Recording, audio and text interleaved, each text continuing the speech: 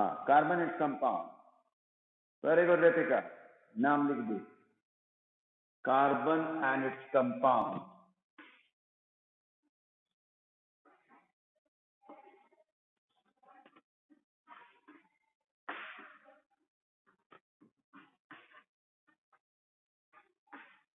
तो कोई भी चैप्टर अगर पढ़ा जाता है तो आप क्या कीजिए, उसको बाइफर्केट कर लीजिए। इसमें मेनली हमको क्या पढ़ना है, यानी एक तरह का माइंड मैपिंग। उससे क्या होता है कि जब आप एकदम सिलसिलेवार ढंग से आप अगर बाइफर्केट किए हैं चैप्टर को, तो कभी कभी क्या होगा कि मन में भी आप रिवाइज कर लीजिएगा, कोई बुक की जरूरत नहीं होगी। जैसे कार्बन कंपाउंड की बात करें तो सबसे पहले हम लोगों ने इसमें डिस्कस किया इंट्रोडक्शन कि what is its position in periodic table, what is it's valency, what is its atomic number, है ना, what is its atomic mass. This was the introduction of carbon. Then we studied that covalent compounds. इस बात को याद रखिएगा कि carbon compounds में आपको फोकस करना है कोवैलेंट कंपाउंड्स के बारे में। तो कोवैलेंट कंपाउंड्स को हम लोग इसमें पढ़े, कोवैलेंट बॉन्ड, जिसमें आप लोग के द्वारा सवाल भी उठा था कि सिंगल बॉन्ड होता है, डबल बॉन्ड होता है, ट्रिपल बॉन्ड होता है, फोर्थ बॉन्ड क्यों नहीं होता है। तो ये सब चीजें हम लोगों ने चर्चा की। नेक्स्ट हमारा जो टॉपिक था, that is the versatile nature of carbon, means why there is large number of carbon compound. ये हम लोगों ने पढ़ा, जिसमें रीजन वगैरह भी डिस्कस किए, पॉलीमराइजेशन, कैटिनेशन, और बोलो टेट्रावैलेंसी, और बोलो भाई आप लोग भी बोलिए। कैटिनेशन तो बोल दिए, टेट्रावैलेंसी बोल दिए, पॉलीमराइजेशन बोल दिए कुछ, हाँ, आइसोमरिज्म, और एक और ऐड कर लो कि बॉन्ड स्ट्रेंथ। कार्बन का आपसी जो बॉन्ड स्ट्रेंथ होता है वो बहुत ज्यादा है, यानी 5 रीजन हमारे पास। हाँ, स्मॉल एटम, इसी कारण से बॉन्ड स्ट्रेंथ भी मजबूत बनता है। Very good. हाँ, और इसके बाद हम लोगों ने डिस्कस किया एलेक्ट्रॉन्स। लेकिन एक लगे हाथ हम पूछना चाहेंगे कि catenation and what is the difference between catenation and polymerization, ये बताइए। क्योंकि कैटिनेशन,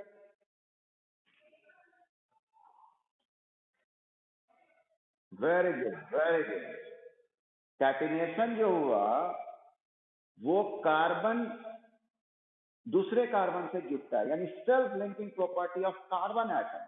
कार्बन एटम कार्बन से जुड़ता है, कार्बन एटम से जुड़ता है। लेकिन पॉलीमराइजेशन में क्या आप देखे थे, जो एक एग्जांपल भी लिए थे हम, इथीन। इथीन एक कंपाउंड हो गया जिसको मोनोमर बोले, और वही लार्ज नंबर में कंबाइन किया तो वो बन गया पॉलीथीन। यानी कैटिनेशन में कार्बन जुड़ता है दूसरे कार्बन से, एंड पॉलीमराइजेशन में मोनोमर जुड़ता है। दिस इज द डिफरेंस, क्योंकि दोनों में लिंकिंग प्रॉपर्टी है, लेकिन फिर अलग अलग क्या बात है भाई, एक में मोनोमर्स जुड़ते हैं और एक में। फिर हम लोगों ने डिस्कस किया आपको ये एलोट्रॉप्स ऑफ कार्बन, और एलोट्रॉपी हो गया आपका कि physically they are different but chemically they are same, जिसमें हम लोगों ने डायमंड, ग्रेफाइट एंड तीसरा नाम क्या है रितिका, जल्दी से बता दो।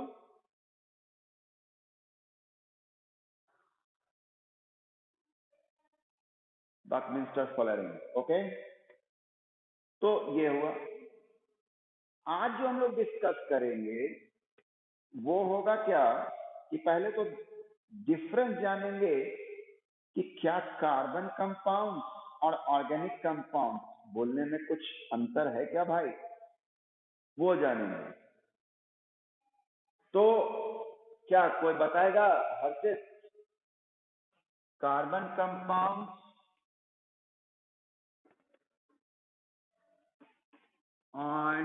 एंड ऑर्गेनिक कंपाउंड कोई अंतर है क्या?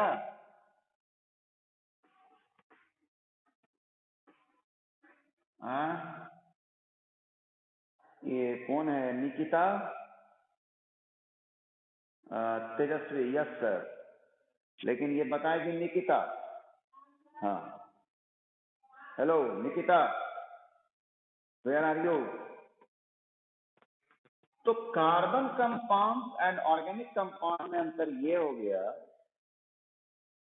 कि कार्बन, हाँ तेजस्वी बोला कि हम बोलेंगे, बोलो तेजस्वी जल्दी से।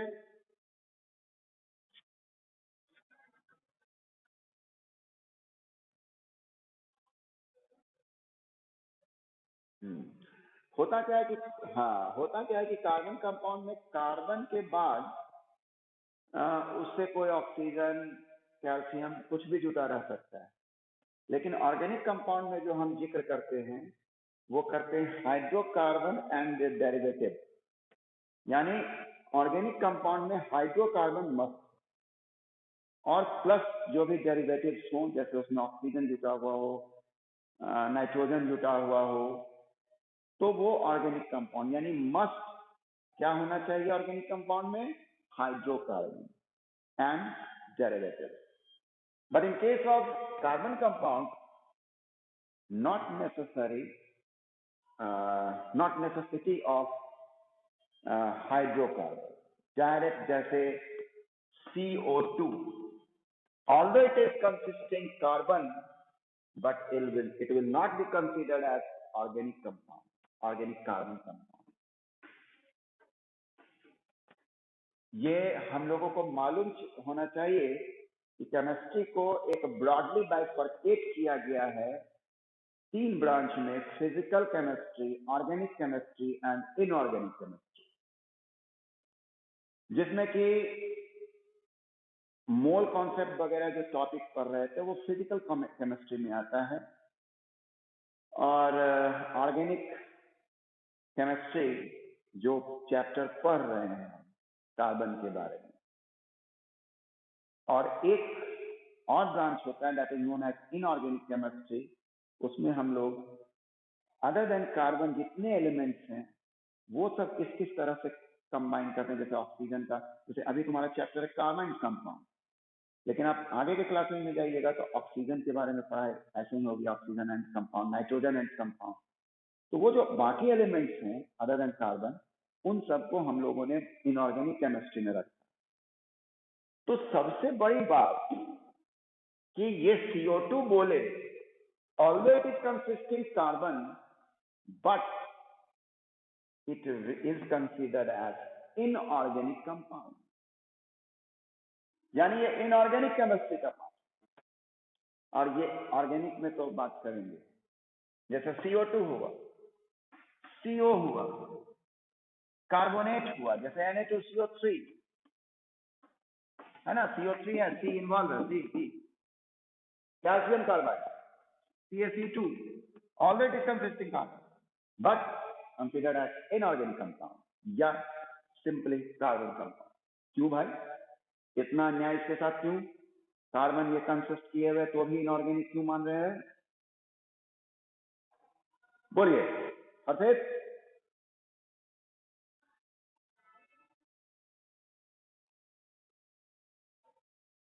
नो।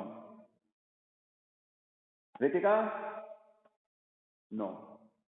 इसलिए कि although it is consisting carbon, but हाँ, वेरी गुड तेजस्वी, आज लगता है तेजस्वी का दिन, कल रितिका का दिन था, आज तेजस्वी का दिन है, आज उसका जियो नेटवर्क काम कर रहा है। तो although it is consisting carbon, but its properties resembling as inorganic compound, यानी कार्बन रखे हुए है लेकिन ये तमाम जो प्रॉपर्टी है वो रिजेंबल कर रहा है किससे? Inorganic compound. जैसे हम एक एग्जांपल लेते हैं कि लाइट, एक शायद मैंने आपको नोट भेजा होगा कि लाइट डिजॉल्व लाइट, यानी आप चाहिएगा कि केरोसिन को हम डिजॉल्व कर दें पानी में, तो केरोसिन पानी में नहीं डिजॉल्व होगा क्योंकि केरोसिन ऑर्गेनिक और पानी water H2O that is inorganic. तो लाइट डिजॉल्व लाइट, लेकिन यहाँ लाइट है ना, तो वहां हमको दिख रहा है। लेकिन यहां अगर हम देखें CO2 H2O, ये आराम से पानी में घुल गया और बना लिया कार्बोनिक एसिड। तो ये प्रॉपर्टी मैच करा लिया ना अपना, इनऑर्गेनिक के साथ घुल गए हम, है ना। एक्सेप्शन तो हर जगह है, लेकिन अभी एक समझाने के लिए हम बात की कि एक रिजेम्बलेंस हुआ प्रॉपर्टी का, ये डिजॉल्व हो रहा है वाटर में, यानी इनऑर्गेनिक में हो रहा है। नाउ ये अब आइए आप ऑर्गेनिक कंपाउंड में मैंने क्या बोला कि कार्बन तो होगा ही, हाइड्रोजन होगा ही, अब प्लस जो भी रहे नाइट्रोजन, ऑक्सीजन, ये सब, लेकिन ये must carbon plus hydrogen, that is hydrocarbon. ठीक है। तो आज हम लोग इसी पर चर्चा करेंगे और one topic is there that is known as nomenclature, although it is deleted in our syllabus, but for further study we must study what that is nomenclature. आगे के पढ़ाई के लिए हमको पढ़ना चाहिए नॉमेनक्लेचर। तो पहले हम जरा एक खाका तैयार करते हैं, जैसे एक वंशावली होता है ना, हायरार्की शायद उसको बोलते हैं, हायरार्की, वैसे ही एक वंशावली तैयार करते हैं हम। हायरार्की जैसे नहीं होता है, दादा दो बेटा, बेटा का बेटा, ऐसे ब्रांच बनता है ना, वैसे एक ब्रांच बना लेते हैं। पढ़ाई हमारी हो रही है कार्बन कंपाउंड, कार्बन कंपाउंड।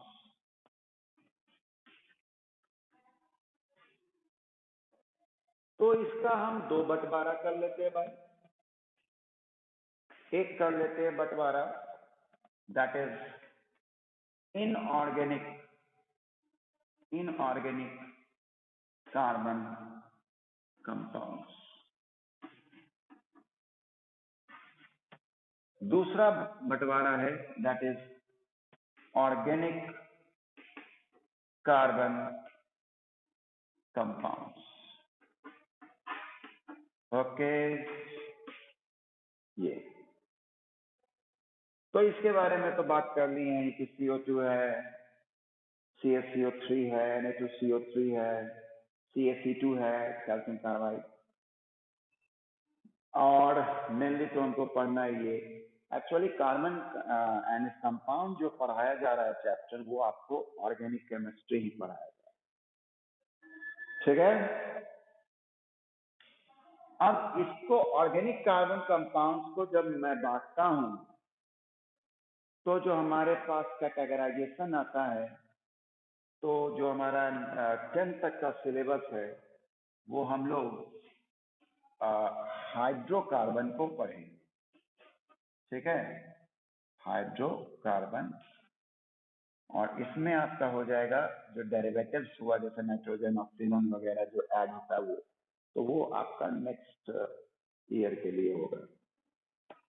अब इसको हम फिर क्लासिफाई करते हैं, तो हाइड्रोकार्बन में आपको दो पार्ट में इसको बांटा जाएगा। ठीक है। अरे वेरी गुड, वेरी गुड। आज ये आवाज मुझे पहचानी लग रही है, ये प्रतीक। तो हाँ, बड़ा दिन बाद आएगी ओपन चेन हाइड्रो। अच्छा, हम तो सोचे कि एक तुम लोग को मैसेज पोस्ट फिर करें, वो बात कि आप भले ही यूट्यूब से स्टडी कर रहे हो, भले ही फिट जी या विद्या मंदिर का मटेरियल हो, लेकिन जरा हम लोग तरफ भी देखिए, क्योंकि हम लोग सवाल पूछते हैं आपसे और सवाल थोड़ा झटका देता है आदमी।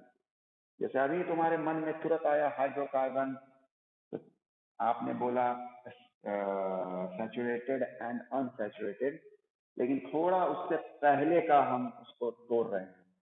एक ओपन चेन हाइड्रोकार्बन और दूसरा जो हम बात कर रहे हैं that is close chain hydrocarbon.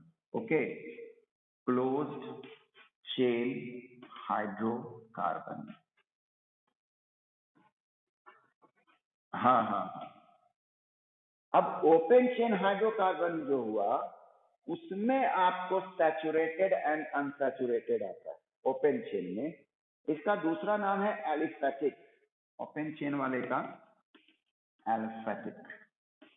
और इसके आपको 3 पार्ट हुए, एक alkane, alkene and the next is alkyne. Very good Ritika, alkyne. तो 3 पार्ट हुआ। और देखो ये चैप्टर ऐसा होता है कि आदमी आगे पीछे थोड़ा बोलते रहता है, कभी आगे बढ़ के कुछ चीज बता दिया जाता है, कभी पीछे का कुछ बात बता दिया जाता है, इसलिए हल्का हल्का हर जगह हम लोग को पहले से भी कुछ पता रहता है। जैसे एल्केन, एल्केन क्या हुआ, इसमें आपका जो ओपन चेन बनता है वो सिंगल बॉन्ड ही रहता है ना, सिंगल बॉन्ड।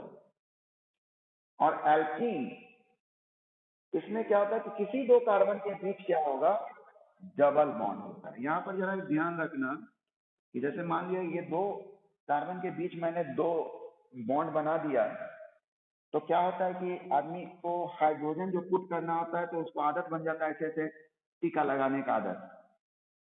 तो आप एक चीज वही दिमाग में रखिए जो हमेशा मैं बोलता हूँ, दैट इज आप ये बॉन्ड को जोड़े रखिए हाथ।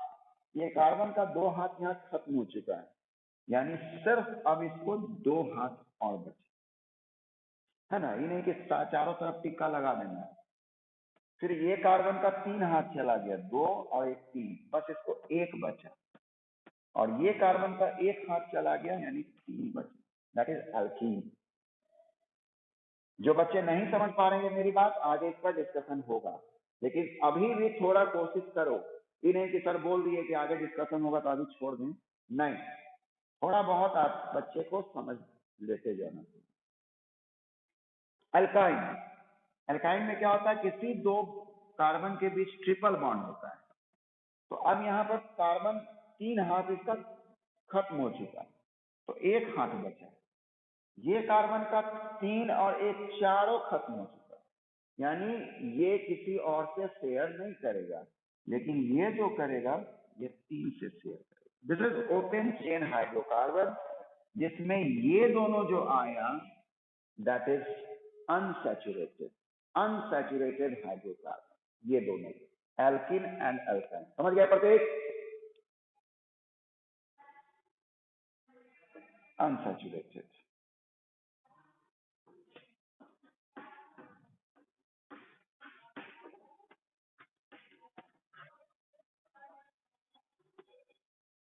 Aliphatic, unsaturated hydrocarbon. और ये जो एल्केन हुआ, this comes in saturated, saturated hydrocarbon, है ना, सैचुरेटेड हाइड्रोकार्बन। क्यों भाई सैचुरेटेड हाइड्रोकार्बन एंड अनसैचुरेटेड? देखो होता क्या है, हाँ, हम याद करो 9th में एक शब्द यूज करते थे सैचुरेटेड सॉल्यूशन और अनसैचुरेटेड सॉल्यूशन के लिए, कि सैचुरेटेड मतलब समझिए सेटिस्फाइड, कि अब हमको कोई जरूरत नहीं, और अनसैचुरेटेड मतलब जरूरत है ना।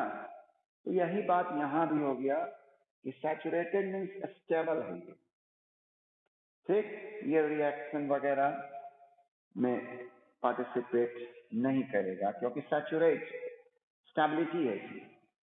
और ये अनसैचुरेटेड है, इट मीन्स इसमें अनस्टेबिलिटी, ये संतुष्ट नहीं है। क्यों भाई संतुष्ट नहीं है? उसके पीछे कारण बताया जाता है ये जो 3 बॉन्ड है, हाँ, ये जो 3 बॉन्ड है, ये नहीं समझना है कि बड़ा दोस्ती मजबूत, समझना है कि बड़ा तनाव में है बेचारा। वो चाह रहा है कि हम फ्री जीवन जिए, फ्री। यानी ये 3 वाला जो है, वो चाहेगा कि किसी तरह से हम टूट टूट कर एक हो जाए। इसीलिए आप जब पढ़िएगा एडिशन रिएक्शन, एडिशन आप लोग पढ़ तो चुके ही होंगे कि ये बोलने में एकदम फ्री में महसूस करता हूं कि जब आप एडिशन रिएक्शन पढ़िएगा, उसमें देखिएगा कि एल्काइन से बनेगा एल्कीन और एल्कीन से बनेगा एल्केन। क्या पढ़े हो? हेलो कुणाल भाई,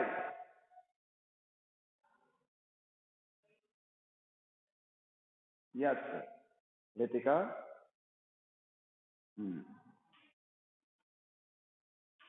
हाँ, तो आप ये गौर कीजिएगा, जरा बुक का पन्ना पलटिएगा तो देखिएगा एडिशन रिएक्शन में एल्काइन टू एल्कीन और एल्कीन टू एल्कीन, जैसे कि एग्जांपल भी आपको दे देगा, जैसे इथाइन।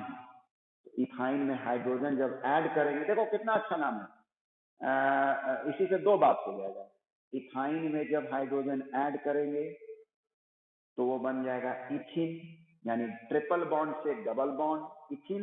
नाम तो याद ही होगा, इथेन इथिन इथाइन। तो इथाइन में हाइड्रोजन ऐड किए, इसको कहते हैं एडिशन रिएक्शन। और चूंकि हाइड्रोजन ऐड कर रहे हैं, इसलिए इसको हाइड्रोजनेशन भी कर सकते हैं। तो इथाइन से इथिन एंड इथिन से इथेन, यानी ट्रिपल बॉन्ड से डबल बॉन्ड, डबल बॉन्ड से सिंगल बॉन्ड।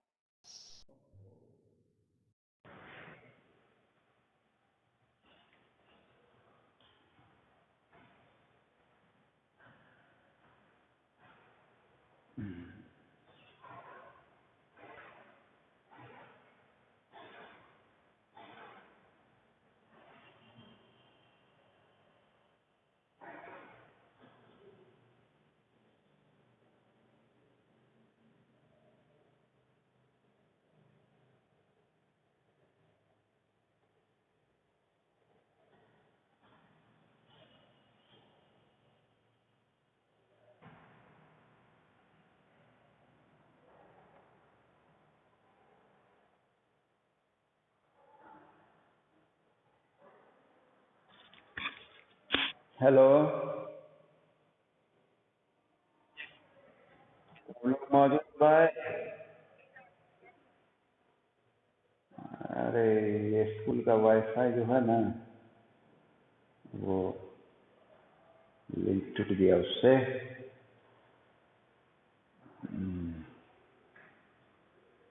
ठीक है, तो ये चीज हम लोग, अरे सब मेन बात है कि चुनाव में चला गया है, अब इलेक्शन हो गया ना, अब आएगा। हाँ तो अब आएगा। लड्डू उड्डू सोचा कि दोनों तरफ लड्डू बन ही रहा था, तो दोनों तरफ खा लेंगे, इसीलिए। ओ क्यों दिवाली मान लिया स्कूल आने वक्त तो ठीक था कि स्कूल सर गांव चला गया है, अभी क्या बात हो गया कि दिवाली के बाद आएगा? Network problem. चलो ठीक है। क्लोज चेन हाइड्रोकार्बन, हाँ आदत है। हाँ वही वही, दिवाली के पहले छुट्टी, घर और भी साफ करना है, ये बात है। Close chain hydrocarbon, close chain hydrocarbon में यदि हम बात करें तो इसमें अगर नाम दिया जाए आपको तो एक आता है साइक्लोएल्केन। ठीक, क्लोज चेन ऐसा होता है, सी सी सी सी, ये यहाँ देखो क्लोज चेन हो गया, रिंग बन गया, और ये कार्बन का दोनों हाथ गया, 2 बच गया, ये कार्बन का दोनों हाथ, 2 2 2 2 2 2 2, यानी C6H12 हो जाएगा वो, C6H12।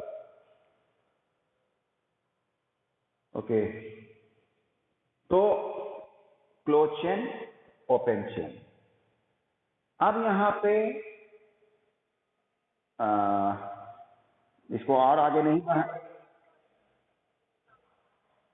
क्लोज चेन का 2 पार्ट है, क्लोज चेन का दो पार्ट है, जिसमें एक आपका आ जाता है एलिसाइक्लिक, दूसरा एरोमेटिक। खाली सुन लो, एक एलिसाइक्लिक हो गया और दूसरा एरोमेटिक हो गया। एरोमेटिक जो fragrance they, that is aromatic. नहीं, तो एरोमेटिक में भी दो होता है, बेंजोनॉइड, नॉन बेंजोनॉइड। तो जिसमें बेंजीन वाला स्ट्रक्चर हुआ, दैट इज बेंजोनॉइड, ठीक है। और एलिसाइक्लिक भी आपका 3 पार्ट हो गया, ठीक। Cycloalkane, cycloalkene, cycloalkyne. तो इसको ओमिट करो, यहीं से हम लोग अब पढ़ना शुरू कर देते हैं। वो ब्रांच उतना छोड़ो, ठीक। यहाँ का ब्रांच से तो कोई खास मतलब नहीं हम लोग को इसकी पढ़ाई करनी है। ऐसे जानकारी के लिए मैंने बोल दिया, क्लोज चेन हाइड्रोकार्बन का दो पार्ट, एक क्या होगा आपका एलिसाइक्लिक और दूसरा हो गया एरोमेटिक, है ना। एरोमेटिक का दो पार्ट, बेंजेनॉइड, नॉन बेंजेनॉइड, और एलिसाइक्लिक का 3 पार्ट, साइक्लोएल्केन, साइक्लोएल्कीन, साइक्लोएल्काइन। चलिए, खत्म ये कहानी, ये वंशावली।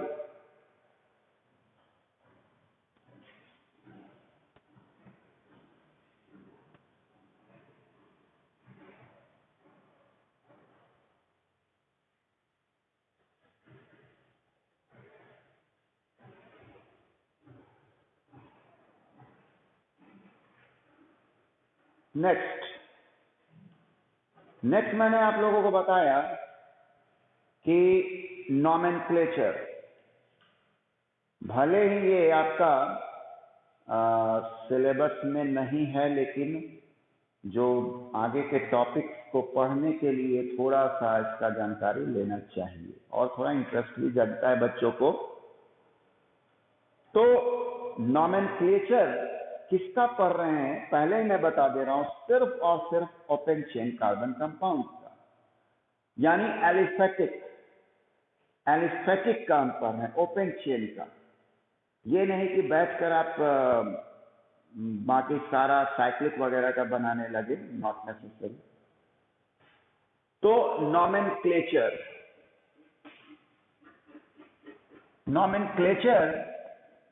एक्चुअली हुआ नामकरण, नाम, किसी को नाम देना।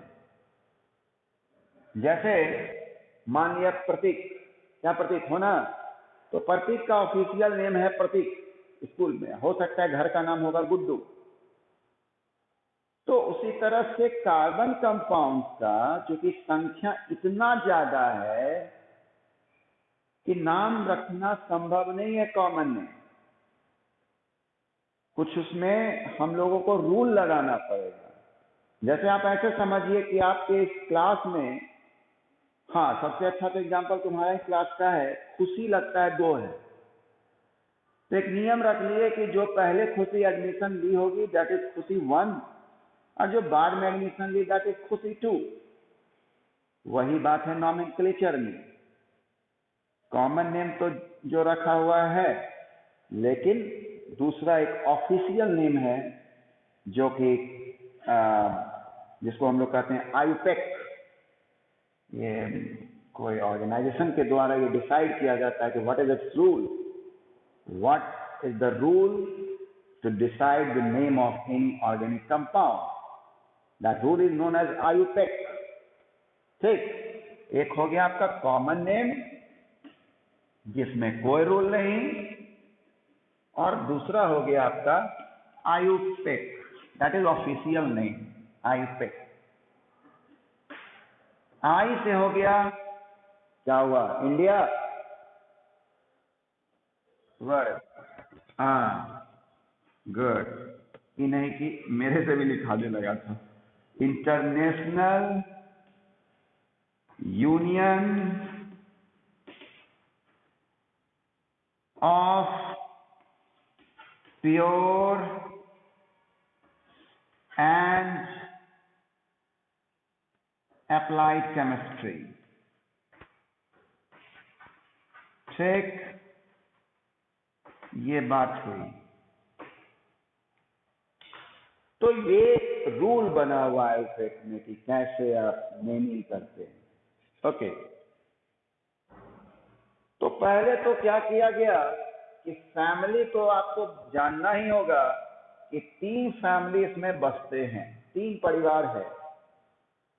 एक परिवार का नाम है एल्केन, जिसको हम लोग कहेंगे जो फैमिली है, उस पूरे को कहने का तरीका जो होता है that is homologous series, homologous series of alkene.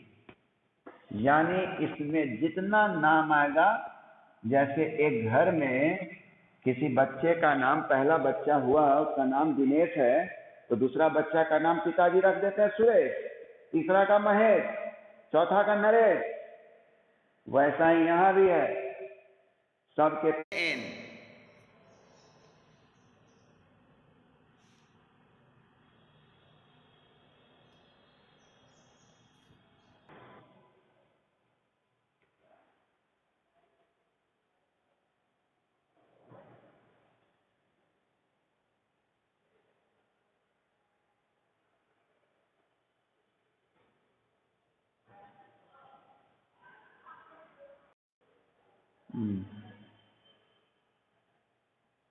Hello, सब होमो को